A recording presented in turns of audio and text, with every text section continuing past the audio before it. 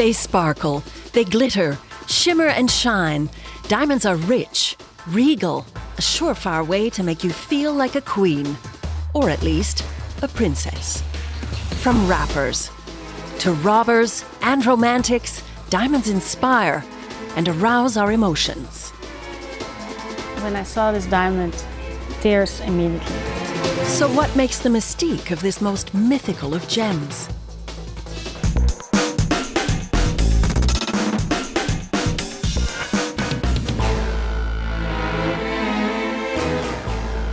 I don't actually own a diamond myself, but I've always been fascinated by them, both as a feat of nature and for what they represent. Diamonds are a girl's best friend. Diamonds are ingrained in our collective psyche as the ultimate symbol of love, status, and power. As carriers of curses, fuelers of conflict, and metaphors of resilience, humans have always been drawn to diamonds. But why? We're literally hardwired to look for shiny and look for sparkly. All living things that can see have been programmed to look for something shiny or look for something sparkly because it means water, and water is life. And diamonds just sparkle the best. And they have so many stories to tell. Diamonds are seductive, divisive, and essential to our modern economies. But what does their journey look like? And are they really forever? To find out, I head to the world's 5th largest producer of diamonds, South Africa, to one of its oldest and richest mines. The Cullinan diamond mine dates back to 1902. Today it's the flagship asset of the mining company Petra Diamonds. And to see firsthand where diamonds originate, they're allowing me into the mine. After countless safety and security checks, I'm suited up and ready to go hundreds of meters underground. My heart is pounding as we start our descent. It takes a full 7 minutes to reach the bottom of the mine shaft.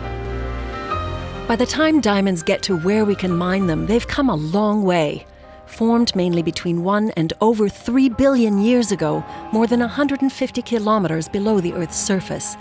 There, intense heat and pressure caused carbon atoms to crystallize. Powerful eruptions later brought those crystals closer to Earth's surface, creating what's known as kimberlite pipes. But not all pipes are the same. The Cullinan diamond mine is very special. Unlike a normal volcanic eruption, which is generally a carrot shape, the deeper you go, the more narrow it gets. The Cullinan diamond mine consists of 3 different eruptions in the same spot. So as a result, the pipe is a lot thicker. The reason it's still producing after 120 years in operation. We've arrived underground, and if I expected it to be sparkling with diamonds, my first impressions of the block cave are wind, noise, dirt, and darkness. Gargantuan machinery is on the go down here 24/7. It's hard to believe I'm actually 839 meters below the surface of the Earth, down at the bottom of the Cullinan diamond mine shaft, and surrounded by an entire network of sheer kimberlite walls. And who would imagine that a diamond, with all of its brilliance, can actually originate from something as prosaic as this? Our time is limited, so my guides show me around the dark maze of collection points, and there's not a sparkle in sight. I'm still looking for a diamond in here. No, you won't find it. Are you sure? Remember, it is like 30 carats per 100 tons. Okay. In all the time you've been here, you've never seen... In 20 years, I haven't seen one. You haven't seen one? No. Wow, that's how elusive they are. Yes. 30 carats of diamonds per 100 tons of kimberlite? At 1/5 of a gram per carat, that's only about 6 grams. And who said diamonds weren't rare? After extraction, the ore is hoisted above ground for further crushing, washing, and separation. The final step is the sorting house, where the day's haul, about 4,000 carats, is divided by hand according to quality. It's painstaking work, and evident here that clear white diamonds are few and far between. In fact, this mine has another surprising distinction. Cullinan is the premier source of type 2 blue diamonds. One of the more exceptional stones we recovered in recent times was this 39 carat type 2A blue. It's sold for over 40 million US dollars, and it's the highest dollar per carat we've received for a type 2 blue stone. A whopping price tag indeed. But this mine is most famous as the birthplace of the largest gem quality diamond ever found. It weighed in at 3,106 carats, which could fetch a dizzying $5 billion today. This is a picture from the day it was found, an absolute sensation. So this is what the Cullinan diamond looked like in its natural raw state when it was first discovered back in 1905. Now, this is of course just a replica, but imagine finding a diamond that's literally the size of your fist, and then on top of that, it happens to be of the finest gem quality. In the end, it was cut into 9 fantastic gems and many other smaller stones, and they've never found another one like it. The largest of the Cullinan diamonds now have pride of place in the British Crown jewels, one in the royal sceptre and one in the imperial state crown. Indeed, it was royalty who first sported diamonds as coveted symbols of wealth and power. France's King Louis XIV was mad about them, and during his reign amassed the most sumptuous collection in the West. His passion was fed by Jean-Baptiste Tavernier, an intrepid gem merchant and traveller who brought many exceptional stones back to the French court, sparking a craze among the European elite. Paris became the capital of high jewellery, while empresses, queens, even kings are rarely without their diamonds to this day.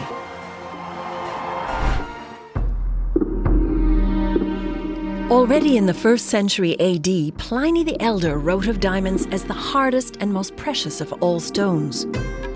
But they were first discovered in India, where early descriptions date back to the 4th century BC.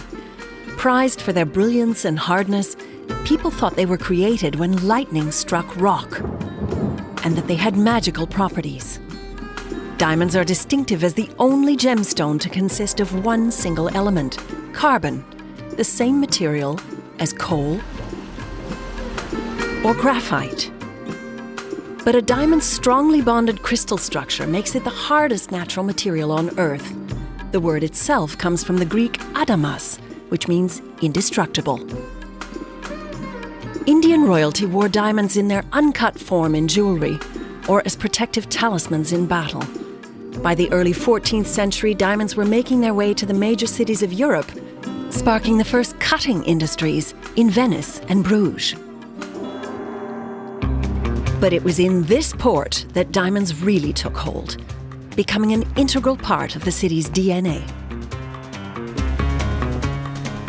So I'm here in beautiful Antwerp, which is the world capital for diamonds. And one of the best places to learn about diamonds here is at the DIVA Diamond Museum. So follow me. This museum explores the colourful history of the world's most precious materials, gold, silver, and diamonds, showcasing centuries of diamond craftsmanship and the dizzying fascination it has inspired. From the science of diamond cutting to our cultures of adornment, visitors can marvel at gemstones galore. Curator Catherine Regou guides me through the highlights of Antwerp's nearly 600-year heritage as the world's diamond capital, the result of a complex convergence of trading cultures that brought diamond experts and lasting wealth to Antwerp. When trade routes from India were compromised by conflict, Portuguese explorer Vasco da Gama pioneered the first sea route around Africa's Cape of Good Hope, giving Antwerp a direct line to the world's only diamond source. He found a near route to India over sea, and that was much safer and quicker. They went up once a year, they called it the India Run, with big ships, big fleet, took with them, amongst many other things, spices, textiles, also diamonds. Went of course first to Lisbon, to home, but then immediately to Antwerp, because it was a big harbor in center of Europe, and it was a safe space. In the 15th century, a major innovation sealed Antwerp's reputation as the place to be for diamonds, the scaife, a polishing wheel that revolutionized diamond cutting and vastly increased their popularity. Antwerp's local hero Lodewijk van Berken is credited with its invention, and while historic evidence to this effect is thin, his legend prevails.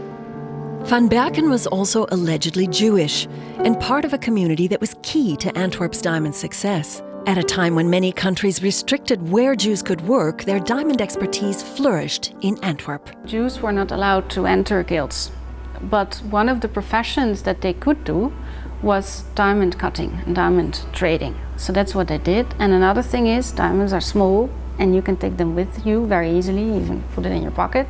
You can have a few millions in your pocket and you can go somewhere else. And Jews were, well, haunted for for centuries, and so that was a business they could take with them very easily and then start over somewhere else. The historic connection between diamonds and the Jewish people is still visible in Antwerp's diamond district, where over 1,700 companies, 4 diamond exchanges, and diamond professionals from all over the world coexist in a tiny area dubbed the Square Mile. More than 80% of the world's rough diamonds still pass through here, making it one of the most tightly guarded places in the world. Some 2,000 security cameras make sure millions worth of precious cargo can change hands quickly and safely. Insular and secretive, for decades this microcosm in the centre of Antwerp has fascinated the film industry. Diamonds are not just about money. It is in our blood. As the perfect backdrop for crime thrillers. Some even based on true events, like the famous Antwerp diamond heist that saw thieves make off with over $100 million worth of glittering loot that to this day has never been found.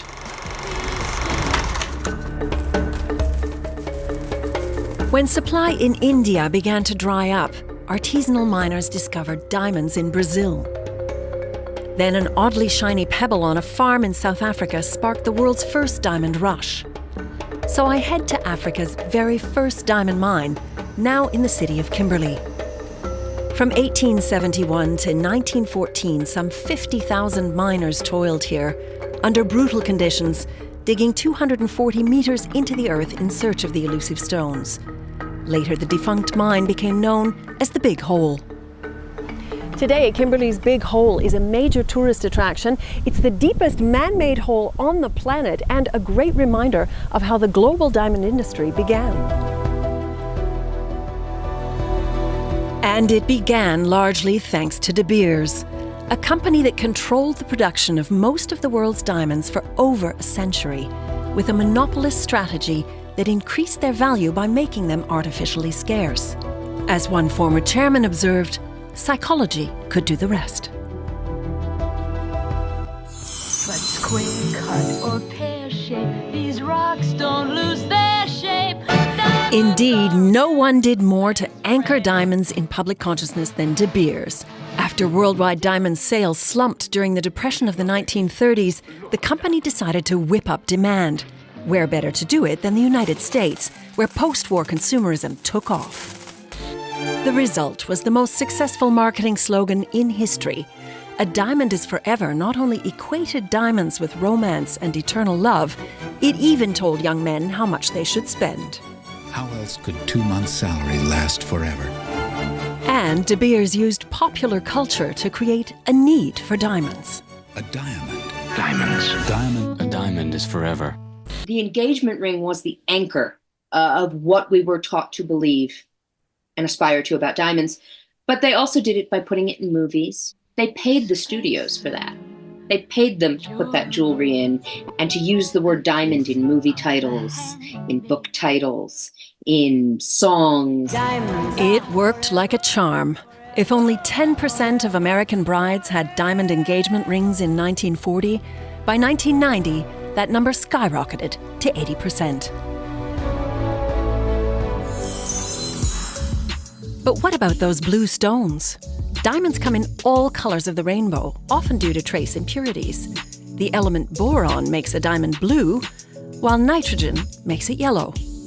Only 1 in 10,000 diamonds has what's known as a fancy color, making them extremely rare. Otherwise, the ideal diamond is colorless. The value of a diamond is largely decided by the 4 C's: the carat weight, how big it is, the color, the clarity, the cut of the diamond. Created in the 1940s, the 4 C's are a universal method for assessing the quality of a diamond. In addition to colour, clarity, carat weight and cut, a GIA grading report certifies that a diamond is genuine. Certification came into focus in the 90s when the term blood diamonds emerged to describe diamonds used to finance brutal civil wars. Emblematic of the crisis were countries like Sierra Leone and Angola. An international outcry led to the establishment of a global certification scheme to regulate the rough diamond trade. But when Hollywood brought the crisis to the big screen in Blood Diamond, starring Jimon Hunsu and Leonardo DiCaprio, the idea of diamonds as perpetuators of violence and suffering struck a nerve. Today, only 5% of rough diamonds come from artisanal sources, but an industry built on the spoils of colonial exploitation had to do more to restore credibility. For diamond heavyweights like De Beers right down to smaller jewellery brands, ethical sourcing and provenance became the new directives. But no system is watertight. Today, Russia is the world's largest diamond exporter, and its war in Ukraine means Russian stones are, despite sanctions, the new conflict diamonds. Back to our 4 Cs, and it's the cut that brings out the magic, allowing a diamond to flaunt its fire. Diamond cutting evolved over the centuries from simple polishing to cutting of facets to better reflect the light. Today, laser technology makes cutting easier and more precise, but the fine polishing is still done by highly skilled artisans. Pauline Willemse is a master cutter and polisher at Royal Costa Diamonds in Amsterdam, where diamond cutting has a long tradition. She's been in the business for 36 years. You can compare a diamond, let's say, with wood. Wood has grains, so I have to study the grains of the rough diamonds, and you only see it when it is rough. Then I know how to get a facet on it. I really have to study this rough diamond, and then you put it on the disc and the facet will be there. Only a diamond can cut a diamond, so Pauline coats her scaife in a mixture of oil and diamond dust. You can polish yourself. You're kidding, really? No, you put your hand on the holder, okay, put it there, and then you will feel something. What a great sound. It is. The disc is doing the job. Exactly. Pauline is doing her part to keep the sparkle on a dying profession. She's the creator of the tiniest polished brilliant in the world, a feat that earned her a spot in the Guinness Book of World Records. At just a fraction of a carat, I need a microscope to see it. It's yet another landmark for a company that made its mark by revamping a signature crown jewel. Queen Victoria at the time, in 1852, she had this Koh-i-Noor diamond, but it was very big, but not shiny and not sparkling enough. We sent 2 polishers from Royal Costa Diamonds to Buckingham Palace, and within 2.5 months we repolished this diamond. And after that she was really happy. She lost around 77 carat, so that's a lot. And I can tell you this is the most important diamond in the world.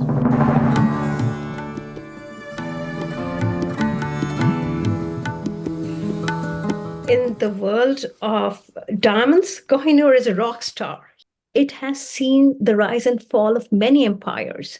So it has passed through the hands of Mughal emperors, Persian Shahs, emirs of Afghanistan, Maharajas of Punjab, and then finally it ends up in the British crown jewel. At this point, the British felt that if they could have the jewel of India, the Koh-i-Noor, they could have India itself. Reena Ahluwalia is an award-winning Canadian artist and jewellery designer. For years, she's been captivated by a stone she says is ingrained in the Indian psyche. Koh-i-Noor means mountain of light. Originally from India, Iran, Afghanistan and Pakistan have all laid claim to it ever since a 10-year-old Maharaja was forced to hand it over to Queen Victoria. I always wanted to paint the Koh-i-Noor because I felt there was no diamond in our history that encapsulates so much. It carries so much of emotion, so much of baggage, so much of beauty, tales of power and conquest. The fact that legendary diamonds like the Koh-i-Noor were objects of such enduring desire made them hugely mysterious. Other exceptional stones, like the French blue, which later became the famous Hope diamond, were even said to be cursed. Financial ruin, suicide, and even beheadings plagued the Hope's various owners, before it was safely deposited in Washington's Smithsonian for all to admire. The role of diamonds as a visual language shines through in the world of hip-hop, where jewelry became its own kind of subculture. The use of diamonds and the use of platinum came as hip-hop started to step into its power, like closer to the 90s. Diamonds, of course, being a more expensive commodity to use, became known as a status symbol. So, hip-hop jewelry has always been rooted in having something that no one else had. In her book, Ice Cold, A Hip-Hop Jewelry History, Vikki explores how jewelry, much of it diamond-encrusted, became a proclamation of identity. With diamond-studded nameplates, pendants, rings and grills, hip-hop artists took ostentatious to a new level, even enriching our vocabulary, like New Orleans rapper BG in 1999. The term for flashy diamond-studded jewels quickly went mainstream, skidding into the Oxford English Dictionary in 2003. Today, the more than $90 billion diamond industry is in constant flux. 90% of polishing now happens in India, and lab-grown diamonds are gaining in popularity as a vastly more affordable alternative. A welcome development for the fashion industry, but hugely energy-intensive, and with over 60% produced in India and China, their sustainability claims are still debatable. The case for natural diamonds is still a solid one, with a cast of newer players reclaiming diamonds as a necessary part of African heritage. For designers like Sierra Leone-born Satta Matturi and Nigerian-born Thelma West, diamonds can tell a different African story. I keep talking about Botswana because they are a shining light in the industry. I hope that they would be a wonderful template, in terms of an African story where the people are actually empowered from the natural resources that come from the ground. Influencers like Tracy Ellison, aka TheDiamondsGirl, agree, actively sharing her extensive diamond knowledge and ethical sourcing advice with over 1.2 million followers on Instagram. As the world's second largest producer, Botswana is Africa's poster child for the positive societal impact that diamonds can have. Diamonds account for 80% of exports, and unique partnerships with diamond producers have made it a middle-income country that provides free healthcare and education to all its citizens. Back in Johannesburg, more proof that diamonds are part of real change on the ground in Africa is Molefi Letsiki, a second-generation master diamond cutter and the first black-owned site holder at De Beers. He's part of a select group that can purchase De Beers rough diamonds in bulk. I remember, stories of black people in South Africa were not even allowed to know how to cut and polish diamonds, And today to have somebody who's black and who's become a site holder, it goes to show how much change has happened over time, And I think that's what makes me proud about it. It really gives the sense that transformation is really happening. The notion of beneficiation, or more industry value for diamond-producing countries themselves, is fundamental to empowering a growing community of African diamond professionals. Back in Antwerp, other players are countering the industry's legacy with technology and new business models, like HB Antwerp, which aims to revolutionize the diamond supply chain. Using just one mine in Botswana, they deal only in stones that are 10 carats or more, so-called industry specials. By cutting out all the middlemen in the supply chain, we managed to create an upside of 40% on the diamonds that they're selling to the world, to the government of Botswana, compared to the previous old system. Using blockchain technology and its own closed-loop system, HB Antwerp can trace and log every step of a diamond's journey from mine to finger. Streamlining diamond processing means higher returns for the value chain and transparency for consumers. In South Africa, natural diamonds support jobs and entire communities, and as Petra Diamonds ecologist shows me, also biodiversity and extensive restoration efforts. From mining, we also have to work sustainably. So what I'm doing is to look at the natural capital, look at your ecosystem functions, and look at ways to actually preserve those functions, diamonds needs to show that it's not just taking but giving back as well. The hardest, most resistant material on Earth has incredible staying power. And as a finite resource, a diamond's rarity is also being put into perspective. The competition for man-made diamonds is going to, impact the supply side of the equation, but I don't think that's ultimately going to be, a situation that puts, say, the natural diamond industry out of business. Humans, since the beginning of time, have wanted, rare and precious and valuable, natural gemstones and precious metals. So I don't think that's going to change anytime soon. As a driver of change and culture through the ages, perhaps a diamond's mystique lies in the many contradictions it represents. A stone that's clear, pure, devoid of meaning, yet invested with countless stories and emotional connections. As natural wonders enhanced by human skill, diamonds are like mirrors, objects to which we attach our dreams and aspirations, prisms of possibility with a view to forever.